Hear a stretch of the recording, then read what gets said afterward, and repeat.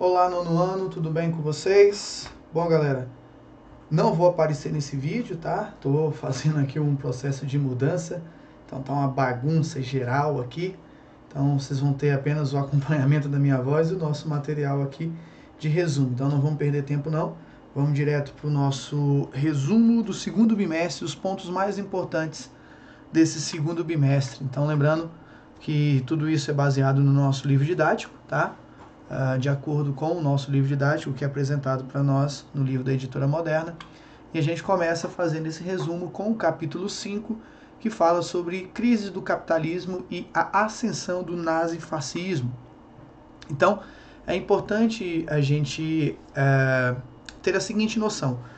A gente finalizou o primeiro bimestre falando sobre alguns conflitos específicos, como a Primeira Guerra Mundial, e após o fim da Primeira Guerra Mundial, houve um período do pós-guerra, vivido principalmente na Europa, né? As consequências da Primeira Guerra Mundial, as consequências das decisões e o cenário que nós tivemos ao fim dessa Primeira Guerra Mundial foi justamente o crescimento dos Estados Unidos como uma nação agora em potencial, uma nação agora que basicamente seria a força econômica mundial a partir desse momento.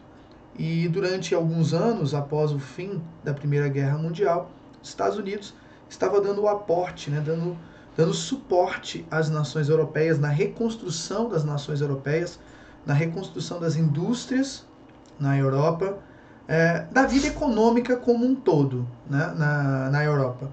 Porém, essa reconstrução, esse apoio, ele não teve um controle político.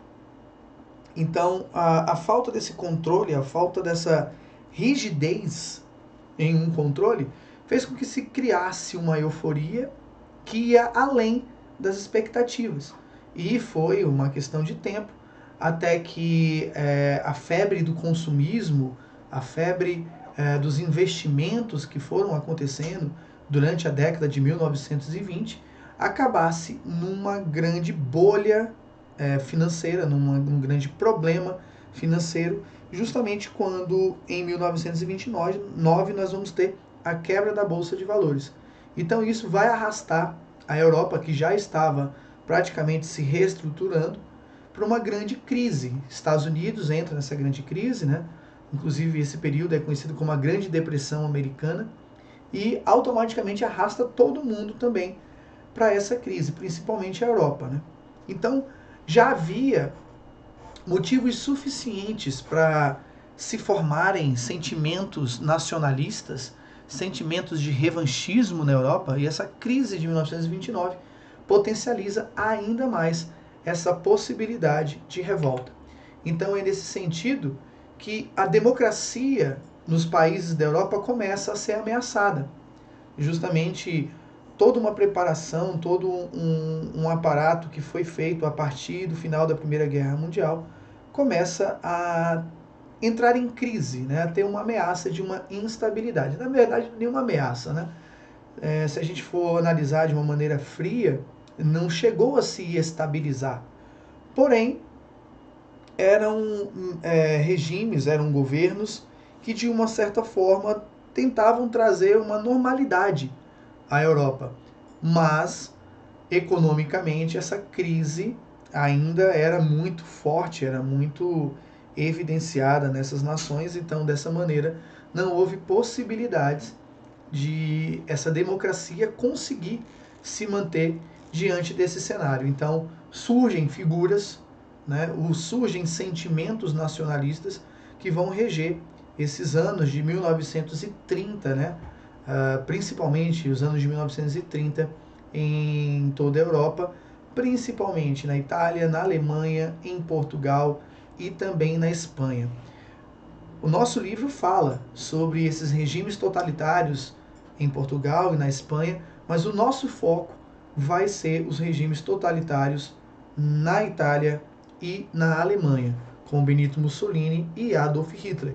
E por que não citar Joseph Stalin, na recém-criada União Soviética, que ainda está se estruturando, né, lá no leste europeu, na região do leste europeu. e começa a ganhar força e começa a dominar. E é justamente um combate a esse crescimento do comunismo na Europa, no leste europeu, que será combatido por Adolf Hitler e por Benito Mussolini. Esses movimentos serão anticomunistas. Então, esses regimes ditatoriais e totalitários, eles tinham características bem específicas. Então, eu listei para vocês aqui, extraí do livro didático, algumas dessas características bem importantes, né? Então, por exemplo, no nosso texto, nós temos a seguinte compreensão, que nos regimes ditatoriais ou totalitários, o projeto do governo está acima da vontade da nação. Isso significa que a soberania do povo ela é substituída pela soberania do ditador.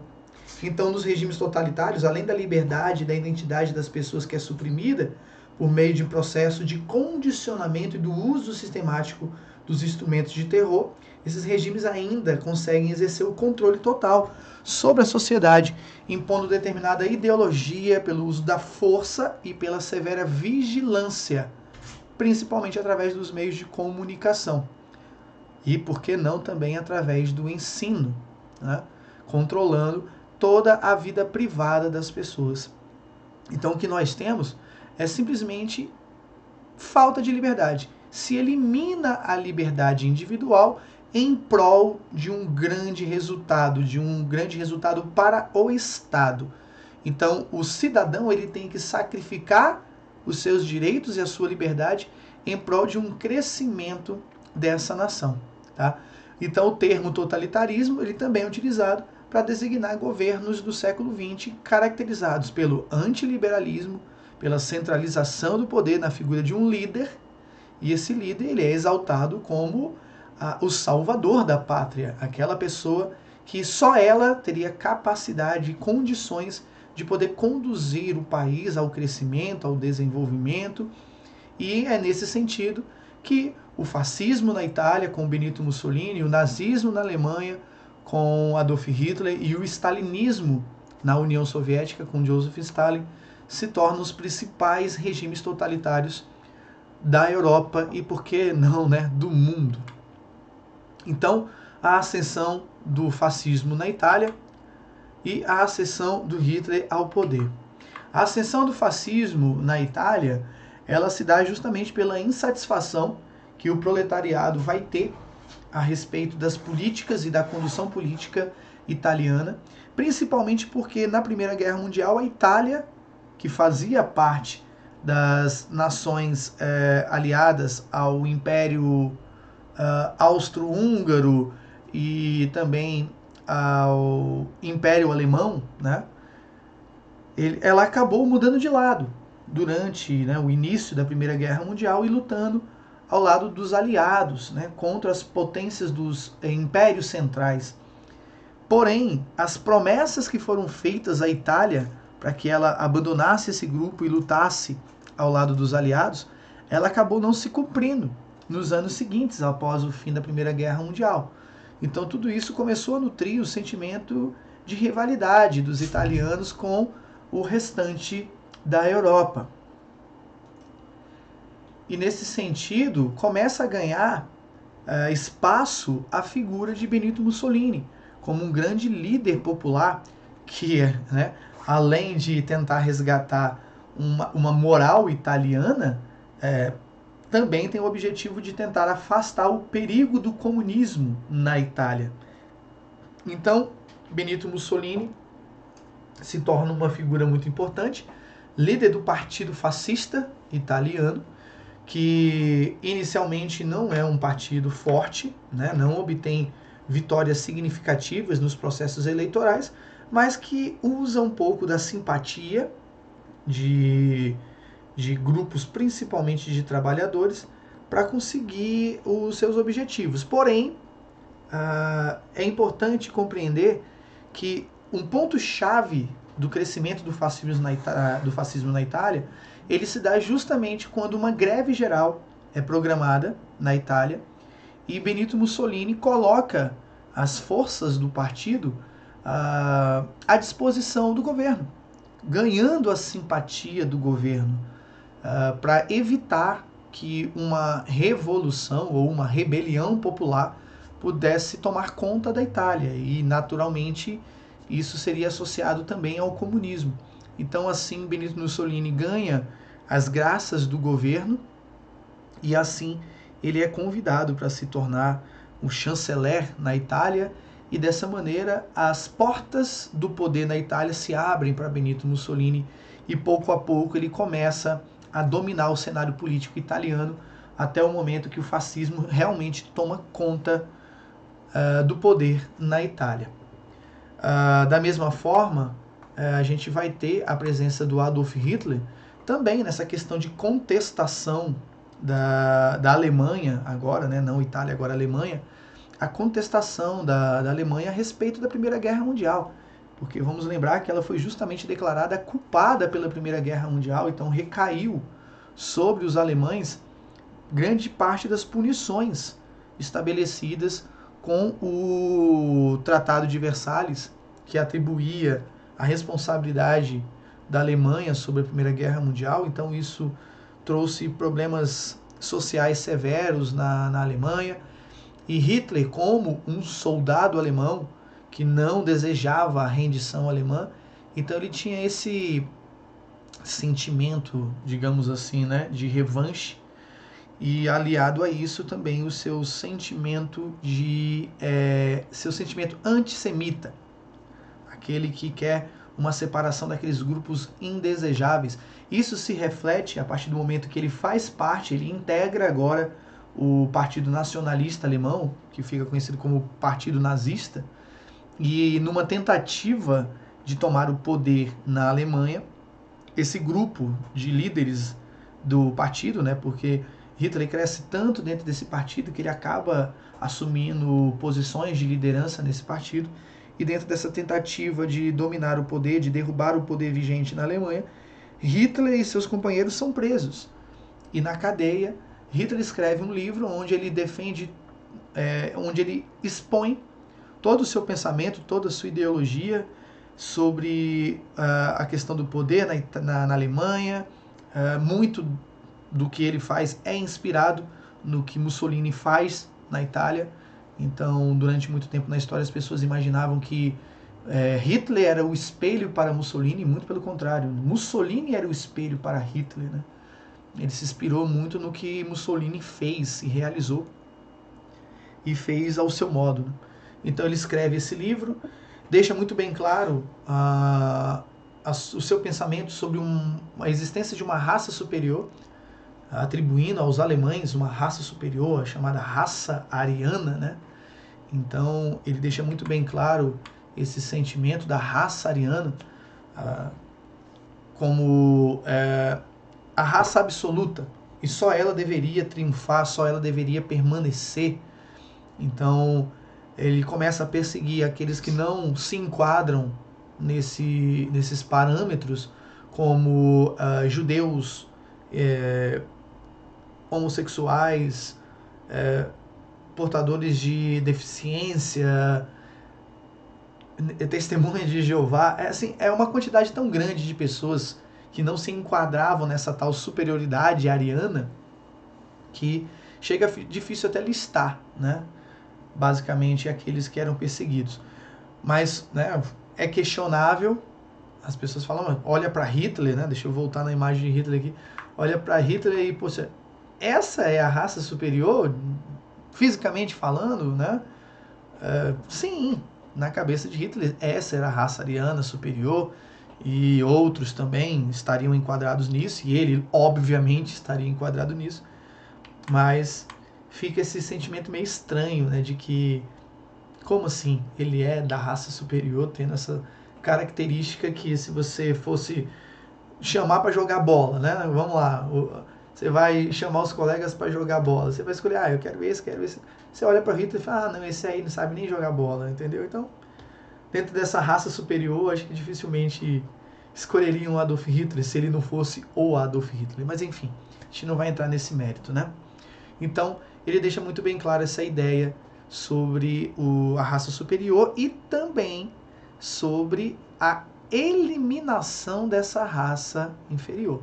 Ele deixa muito bem claro que eles são indesejáveis e por esse motivo deveriam ser eliminados, tá? Mas um pouquinho mais à frente a gente vai ver o que seria isso, esse comportamento de eliminação dessa raça dita inferior. Então esse é um resumo do nosso capítulo 5, tá? Então pegando os pontos-chave sobre o totalitarismo, sobre o fascismo, sobre o nazismo, e agora vamos caminhar aqui para a Segunda Guerra Mundial, nosso capítulo 6. Então no capítulo 6 essa imagem é muito bem emblemática, que é a formação do eixo. Então, pelas características muito parecidas de regimes, de pensamento, inclusive de referência, né, de um para o outro, então era natural e óbvio que Alemanha e Itália estariam unidos em uma aliança, e essa aliança ficou conhecida como Eixo Roma-Berlim. E essa aliança seria reforçada mais à frente pelo Japão. O Japão também tinha objetivos expansionistas. O Japão é um território muito escasso de recursos naturais, de possibilidades, né, com recursos naturais. Então o Japão já tinha um histórico de tentativa de domínio de outras regiões e olhou para essa dupla que se formava na Europa e pensou que seria excelente fazer parte desse grupo. Então eles conseguem formar uma aliança com italianos e alemães e dessa maneira, né, também, né, aproveitando as relações tensas que eles tinham com a União Soviética também, né, e esse combate que alemães e italianos tinham a respeito do comunismo soviético de dominar esses locais. Então eles formam essa aliança estratégica com o Japão e formam o que vai ficar conhecido na Segunda Guerra como as potências do eixo, ou simplesmente o eixo, né, que é Japão, Alemanha e Itália. E essa imagem é muito emblemática. Nós temos aqui Hitler dividindo, né, o mundo, né? Mussolini já tem o seu pedaço, Hirohito, esperando, na verdade é Tojo, né, que é o comandante não, é o Hirohito Tojo, é porque o primeiro nome é Hirohito, esperando a sua fatia do mundo, né, e obviamente o maior pedaço aqui, ó, o Hitler vai separar para ele, né, porque esse é o objetivo dele, né, a superioridade da raça alemã. Então, enfim, então dessa maneira a Segunda Guerra Mundial ela vai começar justamente com a expansão nazista e o descumprimento dos termos do Tratado de Versalhes, como não ter exército, não ter força aérea, não invadir territórios específicos. Então o Hitler começa a invadir um território aqui, invade outro território ali. A Liga das Nações, que foi criada com o fim da Primeira Guerra Mundial, que deveria conter os avanços da Alemanha nesse momento, né, ter essa fiscalização e esse cuidado com a Alemanha, estava fazendo vistas grossas, né? Então a Alemanha aumentava o seu exército, a Liga das Nações não fazia nada. A Alemanha invadia um território porque dizia que ali tinham maioria de população germânica, a Liga não fazia nada.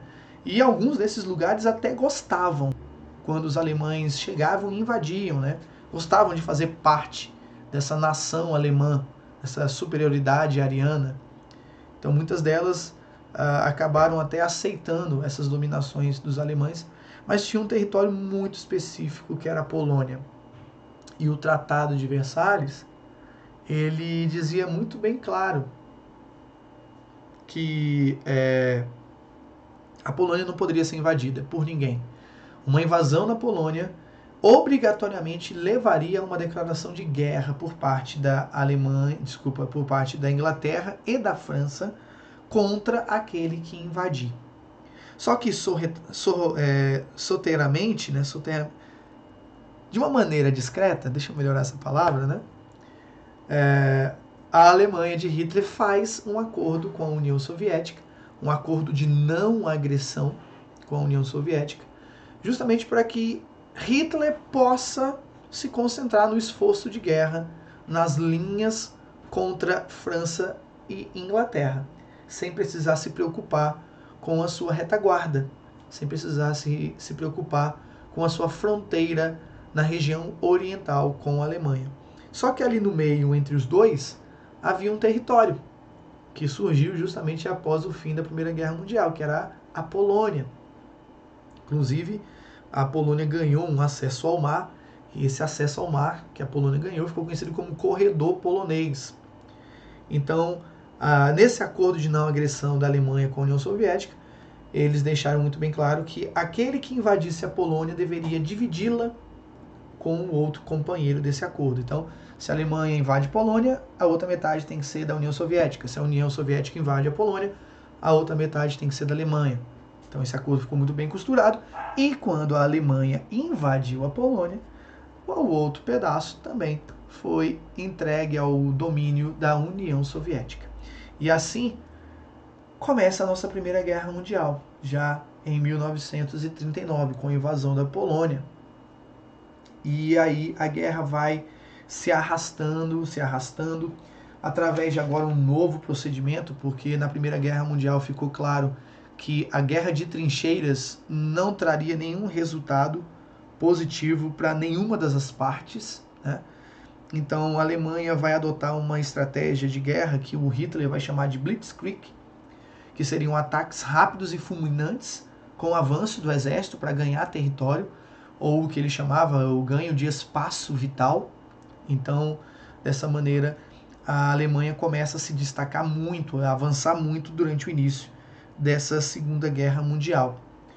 Domina a França, né? Domina o território francês. A França se rende à Alemanha, e para Hitler isso era muito pessoal, porque a rendição da Alemanha na Primeira Guerra Mundial foi assinada dentro de um vagão de trem em Paris, e esse mesmo vagão de trem foi utilizado na mesma Paris para que a França assinasse sua rendição. Então, era pessoal para Adolf Hitler, era uma satisfação para ele ver a França assinando a rendição no mesmo lugar onde anos antes a Alemanha tinha feito a mesma coisa. E assim, a Alemanha começa a ter vitória sobre vitória, ela se expande muito. Mas até esse momento na guerra nós tínhamos a presença apenas de França, de Inglaterra. Agora a França não mais, né, porque está dominada pelo Império Alemão, né, por Adolf Hitler. E a Inglaterra se encontra meio que isolada, porém ainda resistindo, né?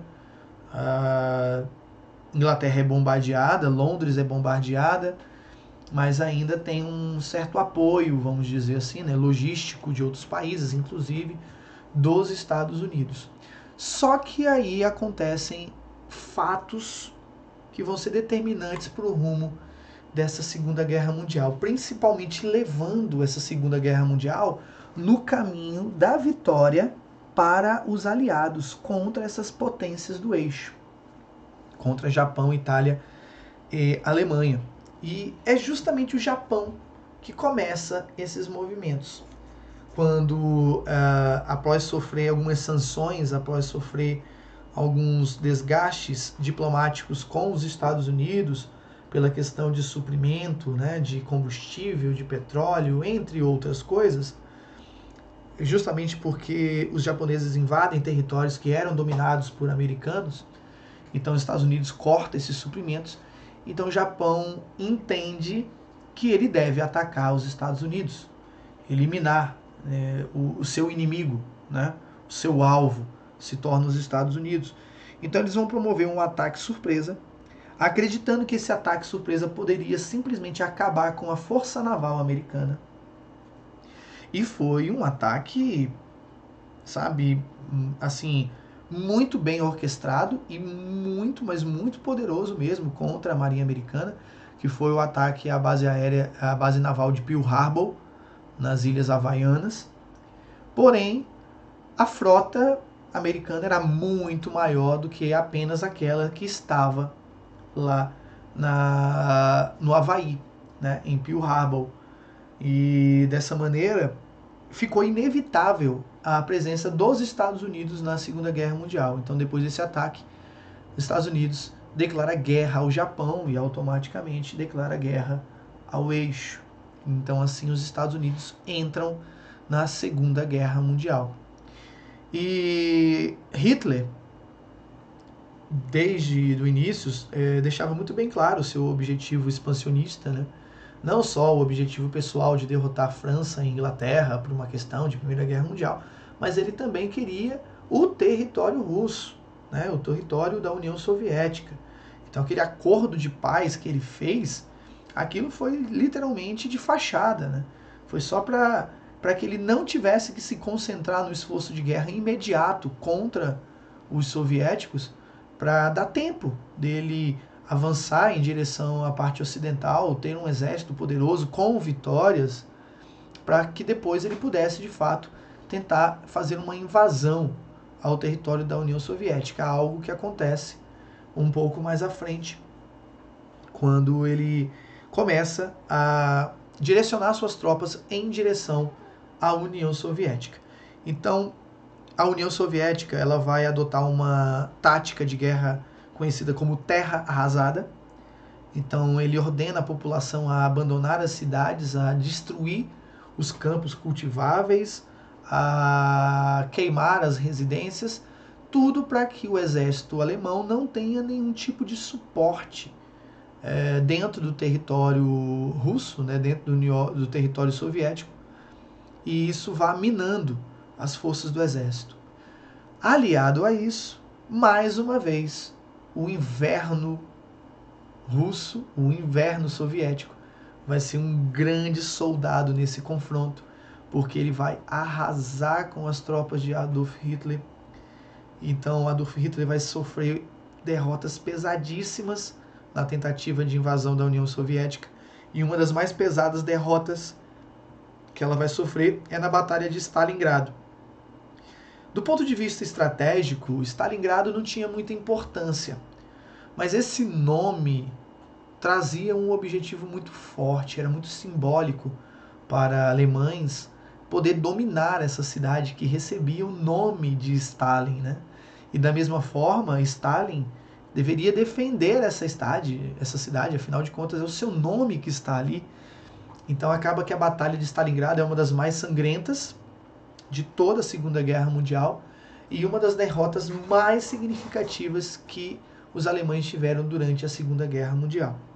E essa derrota que eles sofreram ali elevou o ânimo dos países aliados, né? Agora com a presença dos Estados Unidos. Então, esses países aliados começaram a orquestrar um ataque fulminante contra as forças alemãs. Então, todo o seu esforço de guerra foi deslocado para fazer um ataque surpresa na retaguarda das tropas alemãs, né? Seria um ataque pelas costas, vamos dizer assim. E para que isso acontecesse, eu até falei com vocês em sala de aula, né? Hollywood, né? Essa indústria do cinema americano contribuiu também, porque ela conseguiu disfarçar tanques, né? Colocando tanques infláveis, isso é um dado curioso, tanques infláveis para poder mostrar para os alemães que existiam tanques de guerra ali naquelas posições, defendendo aquelas posições, mas na verdade aquilo eram balões, né? Eram tanques falsos, tanques infláveis, né? Eram tanques fake news. Os tanques de verdade, né? As armas verdadeiras estavam sendo direcionadas para uma praia lá na França, lá na Normandia, né? E essa invasão ela foi orquestrada com forças francesas, com forças americanas, com forças inglesas. Foi uma coisa cinematográfica, muito avião, muito barco, muito tanque. Foi literalmente um ataque maciço. E essa invasão às praias da Normandia ficou conhecido como o Dia D.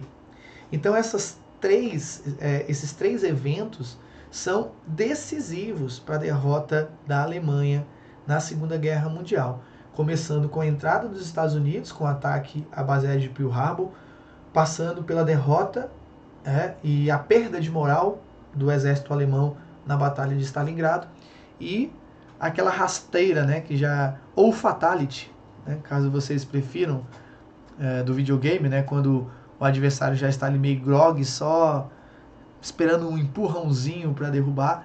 Então o dia D, a invasão das praias da Normandia, foi literalmente o fatality, né, que culminou com a derrota da Alemanha. Então a Alemanha acaba se rendendo em 1945, em maio de 1945. Então, nesse período, as tropas já avançando em direção a Berlim, né? Então, nos últimos anos ali da Segunda Guerra Mundial, o exército alemão já não mais avançava, muito pelo contrário, ele recuava, cada vez mais estava sendo comprimido, arrastado para dentro da Alemanha, para dentro de Berlim, e culmina com a chegada das tropas soviéticas a Berlim. Porém, Adolf Hitler não fica, né, para ver o resultado, para se tornar prisioneiro, para ser julgado. Adolf Hitler se mata em seu bunker, né, junto com a sua esposa, Eva Braun, e ainda é uma controvérsia histórica. Alguns dizem que ele não se matou, que ele fugiu. Alguns dizem que ele se matou, outros não acreditam no suicídio, enfim. Né? Mas o fato é que a história mais aceita, né, de acordo com as evidências da época, é que Adolf Hitler se matou ao lado da sua esposa, a Eva Braun. Mas deram um sumiço no corpo para que ele não virasse, né, motivo de chacota, de como fosse utilizado como um triunfo, né, das forças aliadas, assim como aconteceu com Benito Mussolini na Itália. Benito Mussolini, nos últimos anos de guerra, tentou fugir, tentou escapar, foi reconhecido nessa fuga, acabou sendo fuzilado e o corpo dele ficou exposto em praça pública. Na verdade, não chegou nem a ser uma praça, não. Ficou em frente a um poço de gasolina, né? E o povo batendo, tacando pedra, enfim, né? No corpo dele. E depois colocaram numa fogueira, enfim. Então, para que isso não acontecesse com o corpo de Hitler, os nazistas deram um fim no corpo de Adolf Hitler. Porém, isso não quer dizer que com a rendição da Alemanha a Segunda Guerra tenha acabado, muito pelo contrário. Itália e Alemanha já não estavam mais nesse jogo, mas o Japão ainda estava. O Japão ainda concentrava seu esforço de guerra no Pacífico. E nos meses seguintes, mês de junho, mês de julho, era claro que era uma questão de tempo, que o Japão não iria resistir a esse ataque maciço dos Estados Unidos lá na frente do Pacífico, e que com o reforço agora de ingleses e franceses, que já não tinham mais Adolf Hitler para combater na Europa, então seria uma questão de tempo dos japoneses se renderem. Mas os Estados Unidos tinham uma arma que ninguém tinha, que era a bomba atômica. Então surgiu ali uma oportunidade, a gente pode até colocar assim com esses termos, uma oportunidade para que os americanos fizessem uso dessa arma e pudessem demonstrar o poder que essa arma tem. Os argumentos oficiais dos americanos é que, para evitar um maior número de mortes ainda, para acabar com os combates, a bomba atômica foi utilizada para que isso forçasse a rendição do Japão. Então, esse é o argumento oficial. Mas, por trás disso, né, sem ser oficial, haviam dois motivos muito bem claros aí definidos. Primeiro, testar na prática a potência dessa arma. Porque os testes promovidos pelos Estados Unidos em território americano mesmo mostravam o poder dessa arma, mas nunca ela tinha sido utilizada de maneira verdadeira num combate. Então, atacar o Japão ali seria utilizar essa arma e demonstrar o poder dela. E por que não vingar o ataque de Pearl Harbor, né? Que aconteceu em 1941, que levou os Estados Unidos para a Segunda Guerra Mundial, porque afinal de contas foram aproximadamente 4.000 soldados americanos mortos no ataque a Pearl Harbor. Então isso estava engasgado na garganta dos americanos. Então soltar essa bomba em Hiroshima e Nagasaki também foi uma maneira de vingar, né, o ataque a Pearl Harbor. E também um outro argumento é demonstrar o poder dessa arma para os soviéticos, porque a União Soviética ela foi muito decisiva na derrota da Alemanha nessa Segunda Guerra Mundial. Então a União Soviética saiu muito forte, ela saiu muito importante desse conflito, E para os americanos, para o capitalismo em si, ter o comunismo forte não era uma opção viável. Então, ao utilizar essas bombas, os Estados Unidos dão um claro recado para a União Soviética e fala: olha, eu tenho essa arma aqui, ó. Ninguém tem. Então, não ouse mexer comigo, porque senão eu posso utilizar contra você. Só que o problema de se ter uma arma nuclear é o momento em que dois terão essa arma nuclear, principalmente se esse segundo que tem arma nuclear for o seu inimigo, porque aí ambos podem apertar o botão e simplesmente acabar com o mundo. Mas, né, isso aí vai dar origem a um outro conflito que a gente vai ver aqui ainda nesse resumo um pouco mais à frente. Então essa seria uma análise um pouco mais profunda a respeito das motivações da bomba atômica de Hiroshima e Nagasaki. E eu não posso deixar de finalizar esse capítulo sem falar do Holocausto. Justamente como eu falei para vocês, aquela definição, aquele pensamento sobre a raça ariana, a raça superior e a perseguição às minorias, ela foi algo real e efetivo durante todo o conflito da Segunda Guerra Mundial. E até mesmo antes desse conflito começar, essas perseguições já eram muito sistemáticas, né, em cima dessas minorias. E, obviamente, havia ali uma determinação dos nazistas sobre uma chamada solução final, que seria justamente o momento em que haveria a eliminação e o extermínio dessas minorias, principalmente os judeus. Foi um dos povos mais perseguidos pelos grupos nazistas foram os judeus. A grande parte das pessoas que morreram no Holocausto morreram por ser pessoas de origem judia. Então, esse Holocausto foi essa mancha terrível que a Segunda Guerra Mundial deixou e que carregou com ela durante muito tempo e ainda carrega, né? Porque é história, não tem como apagar. Então, ela ainda está viva na pele de muitas pessoas. Ainda há muitos sobreviventes vivos ainda hoje que viveram os horrores dessa perseguição, dos campos de concentração, dessa chamada solução final. Lembrando que o campo de concentração de Auschwitz foi um dos maiores e mais mortais que existiram nesse período, mas eram inúmeros os campos de extermínio. E fica a dica que eu passei para vocês de assistir o filme A Lista de Schindler, para vocês compreenderem um pouquinho do que era a vida das pessoas que estavam vivendo nesses campos de concentração. Então fica aqui o nosso respeito a essas vítimas também. Então, galera, finalizamos o capítulo 6 e vamos comentar um pouquinho sobre o capítulo 7. Vamos voltar um pouquinho no tempo, né, porque nós avançamos até 1945, final da Segunda Guerra Mundial. Então a gente volta um pouquinho para 1930 para ver a situação do Brasil. Justamente como é que o Brasil estava naquela crise, quando a gente começou a falar de totalitarismo, crise de 1929. E essa crise, o que ela fez no Brasil? Será que o Brasil ficou isolado dos efeitos dessa crise? De maneira alguma. O Brasil foi atingido também por essa crise.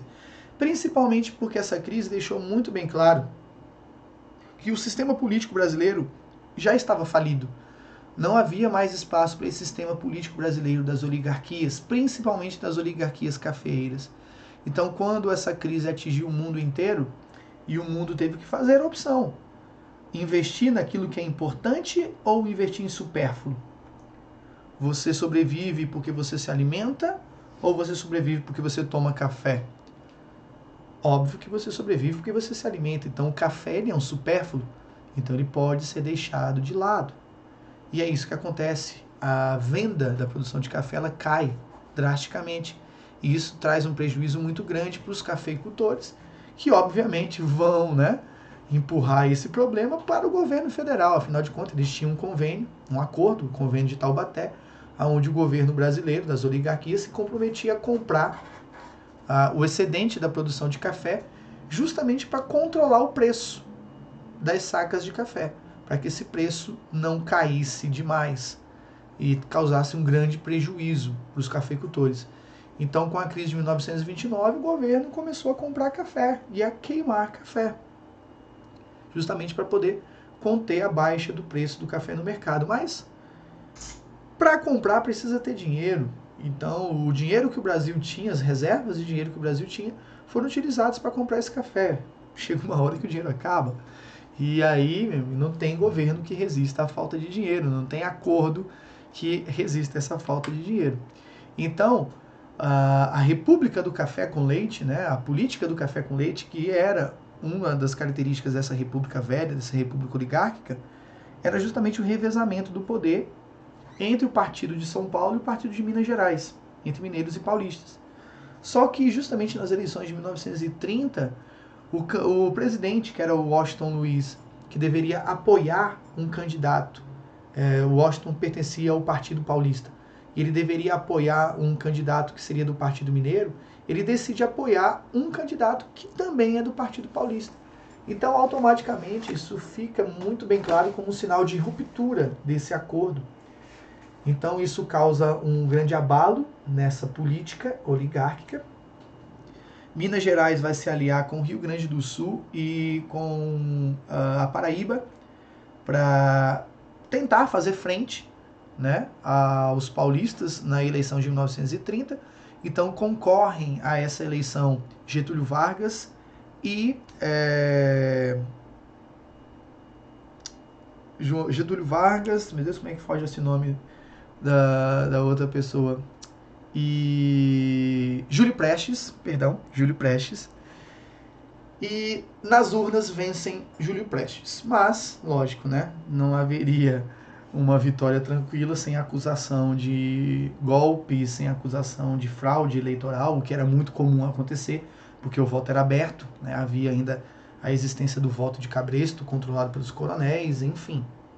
Então, chega até um momento que essa aliança liberal, na qual fazia parte Getúlio Vargas, e tinha como candidato a vice-presidente João Pessoa, né, que era o presidente da Paraíba, que na época não chamava governador, chamava presidente, né, presidente de estado, eles até meio que já estavam se conformando com a derrota. Só que aí um evento lá na Paraíba, um acontecimento na Paraíba, muda os rumos. Né? O João Pessoa teve um atrito político na Paraíba. Esse atrito político fez com que os seus rivais políticos dessem apoio aos paulistas na eleição de 1930, então criou uma situação bem complicada lá na Paraíba, politicamente falando. Só que havia também um problema pessoal ali, entre um outro político, que não era só política. Havia um relacionamento extraconjugal entre eles ali, e acaba que essa história é definida com um assassinato. João Pessoa é assassinado lá na Paraíba. E o assassinato de João Pessoa cria uma comoção nacional. E o povo passa a apoiar a Aliança Liberal. Então Getúlio Vargas e o seu grupo de apoiadores voltam a ganhar fôlego, voltam a ganhar força, organizam movimentos para tomar o poder, para destituir o presidente Washington Luiz, para evitar que Júlio Prestes assuma a presidência.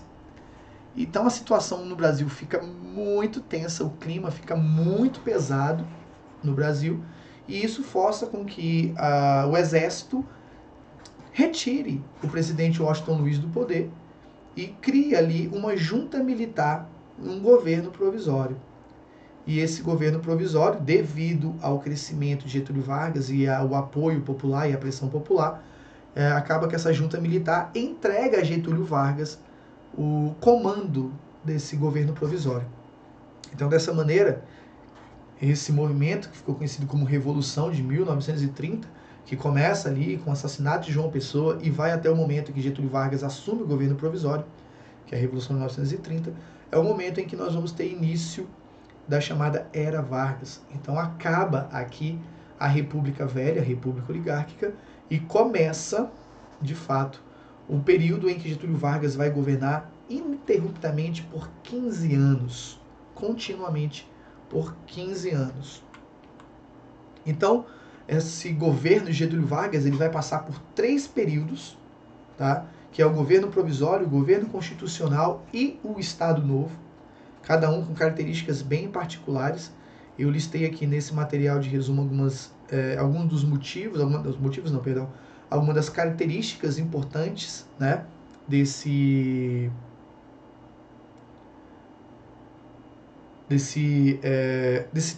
3 momentos do governo de Getúlio Vargas.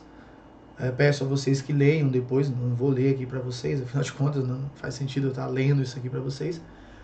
Mas importante é compreender que no governo provisório nós vamos ter uma Constituição em 1932 que vai determinar que o voto vai ser um voto direto, né? Entre outras determinações, coloca agora a votação como um voto direto, voto secreto, né? Então, em 1934, nós teríamos eleições, eu falei Constituição de 32, perdão, a Constituição é de 34, tá? Porque durante todo esse período, 1930 até 34, o Brasil foi sendo governado provisoriamente por Getúlio Vargas. Então, finalmente, ele promulga essa Constituição, a eleição é determinada, porém, o primeiro processo eleitoral, ele seria feito de forma indireta, apenas pelos membros do Congresso. Então, nessa eleição indireta, Getúlio Vargas é eleito presidente do Brasil, então a gente tem o início do governo constitucional. Esse governo constitucional deveria seguir até 1938. Então, de 1930 até 1937, o governo de Getúlio Vargas foi pautado nessas costuras de alianças e principalmente no afago à população brasileira, principalmente o trabalhador brasileiro, trazendo muitos direitos, muitos benefícios, colocando Getúlio Vargas numa posição muito confortável, tanto diante do povo, quanto diante dos empresários, porque o Getúlio Vargas estava caminhando em cima do muro, agradando a ambos, justamente para que ele pudesse se perpetuar no poder. E quando se aproxima as eleições de 1938, a Constituição não permite a reeleição, Getúlio Vargas aponta um possível complô para que os comunistas tomem o poder no Brasil. Então, nós temos, né, o Partido Comunista no Brasil. Esse Partido Comunista vai ser acusado de tentar tomar o poder no Brasil, vai ser colocado na clandestinidade, ele vai ser fechado. E Getúlio Vargas, para conter esses ânimos e essa dita ameaça comunista, lembrando que foi algo falso, tá? Mas a gente fala que é algo falso, mas a gente não sabia de verdade se estava acontecendo ou mesmo ou não, tá? Mas muito disso foi alimentado pelo próprio Getúlio Vargas como uma maneira de justificar a declaração de estado de sítio, que é quando o presidente suspende todas as garantias individuais, suspende a Constituição, automaticamente suspende processos eleitorais e ele permaneça no poder. Então, em 1937, começa o Estado Novo. Então, as eleições de 1938 simplesmente não acontecem. E esse Estado Novo, ele vai vigorar até 1945, até o final da Segunda Guerra Mundial. Porque durante a Segunda Guerra Mundial, Getúlio Vargas vai estar em cima do muro. Getúlio Vargas vai apoiar e ter sentimentos positivos em relação ao capitalismo, liderado pelos Estados Unidos, mas também tem um grande apreço e admiração pelos regimes totalitários, né? Como o fascismo e o nazismo. Inclusive, muitas de suas ações no governo, quando a gente fala da conduta de governo, da conduta com o povo, da vigilância, do sistema de comunicação, de tudo, todas as características do governo de Getúlio Vargas eram características ditatoriais ou totalitárias. Então, havia uma grande empatia de Getúlio Vargas com as potências do eixo. Mas, pelo bem do Brasil, nesse momento, a força do capitalismo americano foi maior e o Brasil teve que descer do muro. Então, inicialmente, ele sinalizou que desceria para o lado das potências do eixo, para o lado da Alemanha, mas os Estados Unidos veio lá e cobriu a oferta, triplicou a oferta, e aí Getúlio Vargas simplesmente mergulhou de cabeça do lado americano, do lado capitalista. Foi um golpe de mestre, sem saber. Lembrando que ele era fã do outro lado, mas teve que optar pelo lado dos Estados Unidos porque pagou mais. E graças a isso o Brasil não foi atacado na Segunda Guerra Mundial. Eu até poderia dizer isso, tá? Mas enfim, mas isso não quer dizer que por isso não ter acontecido, o Brasil não tenha participado da Segunda Guerra Mundial, participou. Quando ele teve que descer em cima do muro, o Brasil também teve que mandar tropas para ajudar os capitalistas, para ajudar os aliados. Então, na Segunda Guerra Mundial, o Brasil de fato contribui para a vitória dos aliados. Ele vai atuar principalmente em solo italiano, na Batalha de Monte Castelo.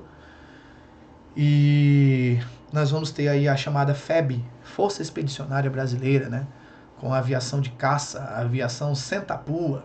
Então, houve uma participação bem importante do Brasil nessa Segunda Guerra Mundial.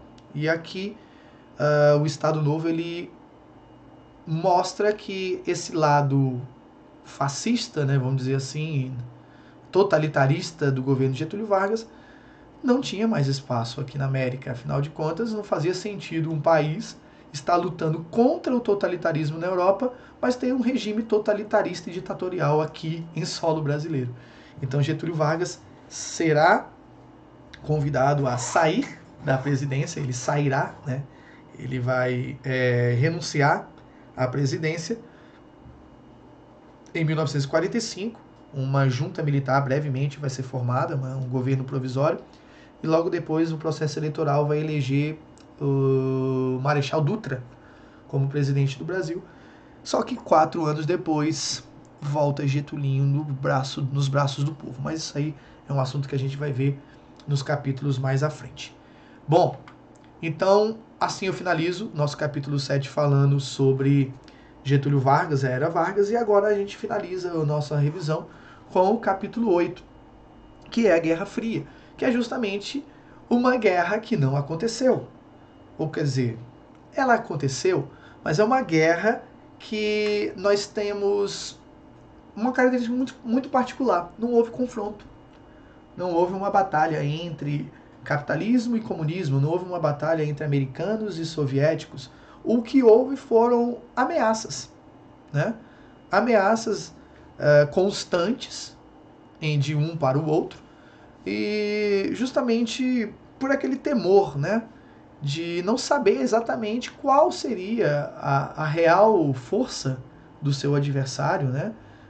Se a bomba atômica realmente teria esse poder todos, o outro também tem agora, como é que vai ser? Então, vão ser anos bem difíceis para o mundo, onde essas potências vão disputar esse poder de uma maneira ferrenha, de uma maneira agressiva, e vão também contribuir patrocinando conflitos aí para tentar demonstrar a força de cada um deles, e também vão fazer uma corrida maluca, a corrida espacial, quem chega primeiro à Lua.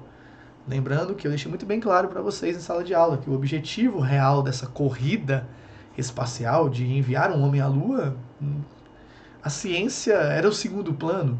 Os cientistas aproveitaram para desenvolver a ciência, mas o objetivo mesmo era produzir uma arma capaz de transportar uma bomba atômica até o vizinho e acabar com ele, né?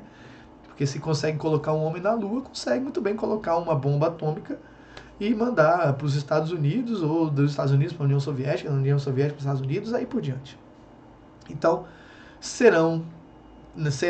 foram dias bem tensos, dias bem difíceis. Então, assim, dentro de toda essa configuração, eu queria chamar a atenção para vocês sobre as disputas por áreas de influência. Então, grupos se formavam com esse objetivo, né, de determinar muito bem a sua influência no mundo, né, o capitalismo tentando influenciar a maior parte de países, o comunismo também tentando influenciar. Então, nisso vai surgir a OTAN, né, que é um grupo militar que é formado por Estados Unidos e outros aliados, como Inglaterra, a Alemanha Ocidental, tá? Inicialmente a Alemanha Ocidental, mas quando a Guerra Fria acaba, vira uma Alemanha só, né? Mas eu tenho ali França, eu tenho Inglaterra e Portugal, Espanha, enfim, uma série de nações que vão fazer parte desse grupo chamado OTAN. E do outro lado nós vamos ter a Comecon, né? Porque vai ser sempre isso. Ah, você forma daí que eu formo daqui. Você monta teu grupinho daí, eu monto meu grupinho daqui. Então a Comecon é a resposta soviética para a OTAN, que é um grupo de cooperação econômica fundado para combater o avanço dos Estados Unidos na Europa, principalmente na Europa Oriental. Vai ter também o Pacto de Varsóvia, que é a aliança militar entre os países do bloco socialista, ou seja, se atacou um, atacou o outro, né? Mexeu com um, mexeu com todos. Da mesma forma, o Plano Marshall, que vai ser um plano de ajuda econômica para os países europeus após a Segunda Guerra Mundial, justamente para trazer para os americanos fortes apoiadores no território europeu. Então esses blocos são bastante importantes nesse sentido aí da Guerra Fria. E aí eu listo para vocês também aqui, porque a Guerra Fria é muito longa, tem muita história, tem muitos acontecimentos importantes. A crise dos mísseis de Cuba, tem uma série de coisas, mas eu preferi listar para vocês só uns pontos bem chaves aqui. E a gente já vai estar finalizando agora com os conflitos armados da Guerra Fria, que eu chamo de guerras de procuração, porque são guerras que nem pertencem aos americanos, nem pertencem aos soviéticos, mas que eles vão dar todo o apoio só para demonstrar os seus poderes, né? Então a Guerra da Coreia é um desses conflitos, onde haverá essa divisão entre um lado comunista e o outro lado socialista, uma guerra que oficialmente não teve vencedores, porque ela não chegou ao fim. O que existe nesse território é um cessar-fogo, que dura desde a década de 1950. Então, se o Kim Jong-un, sei lá, comer um hambúrguer estragado e acordar de mau humor e quiser voltar a dar tiro para cima da Coreia do Sul, enfim, né? É um cessar-fogo.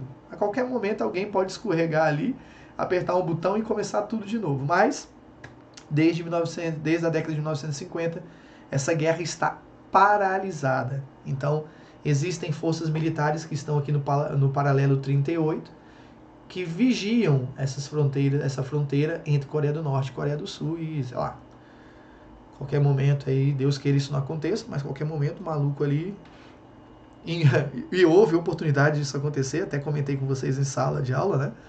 Uma árvore quase fez essa guerra começar de novo, mas enfim, graças a Deus nada disso aconteceu, pelo menos até o momento. Outra guerra muito simbólica, simbólica não, né? Deixa eu usar uma outra palavra melhor. Sim, porque se tornou símbolo da Guerra Fria, por que não simbólica? É a Guerra do Vietnã. Mais uma vez, vai ser utilizado esse conflito para demonstrar a força que tem o comunismo e a força que tem o capitalismo. O importante dessa Guerra do Vietnã, depois vocês vão ler esse pequeno resumo que eu coloquei para vocês aqui, mas o importante é o fato que os Estados Unidos não aceitam, não admitem de forma nenhuma a derrota na Guerra do Vietnã. Mas se você for puxar os documentos, os acordos, as declarações de paz, apesar do número de mortos, né, tanto de americanos quanto vietnamitas, o número de vietnamitas ter sido muito maior do que o número de americanos, mas os Estados Unidos não conseguiram colocar sua influência na região, não conseguiram derrubar as forças dominantes, não conseguiram derrubar o governo de Ho Chi Minh, que era o grande líder vietnamita. Então, os acordos de paz acabaram fazendo com que os Estados Unidos fosse realmente, de fato, considerados os perdedores dessa guerra do Vietnã, tá? Durma-se com barulho desse, Estados Unidos. Eles perderam uma guerra para um povo que guerreava apenas com chapéus e, enfim, com armas rústicas, enquanto eles com aviões, bombardeiros, enfim, né? Acontece. acontece nas melhores famílias, né, Estados Unidos. E por que não falar sobre a Revolução Chinesa? A Revolução Chinesa, que não foi só essa revolução, teve uma anterior, né, ali próximo ao fim da Primeira Guerra Mundial. Ela começa lá, na verdade, e tem uma sequência em 1949.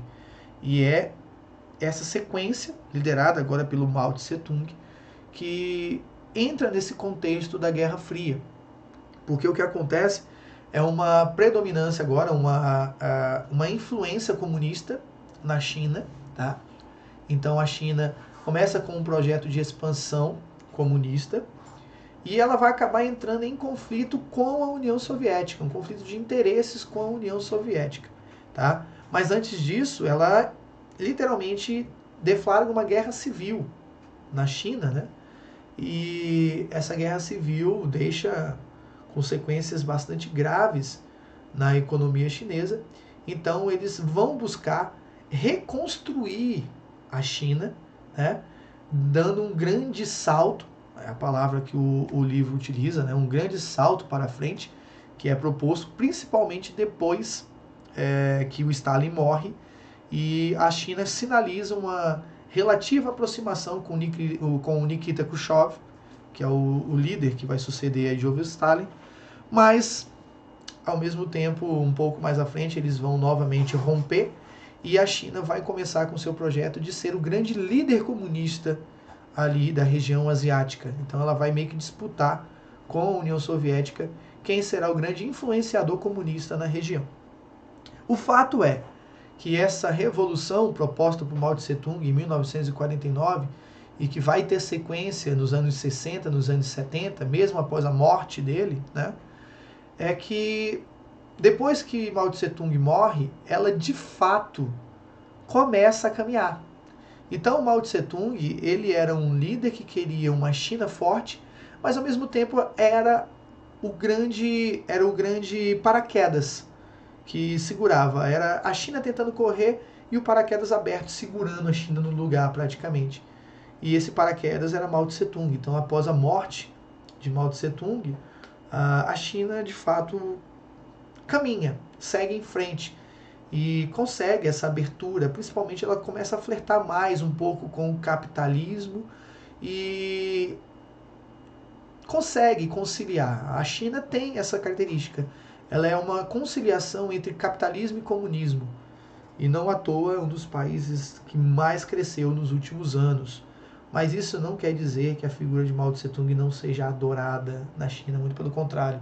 Ainda é adorado, é aclamado, o corpo dele ainda está embalsamado lá na China, assim como de líderes como o Ho Chi Minh, o líder vietnamita, enfim. Então, assim, a República Democrática da China, né, República Popular da China, melhor dizendo, ela se organiza e vira essa grande potência econômica que a gente vê nos dias atuais. Bom, galera, então esse é o nosso resumo sobre o nosso conteúdo do segundo bimestre, são os pontos mais importantes, pontos chaves, né? São os pontos chaves aqui para a nossa avaliação. Espero ter contribuído com o estudo de vocês e a gente se encontra em breve. Se cuidem, um abraço a todos e até mais. Tchau, tchau, gente!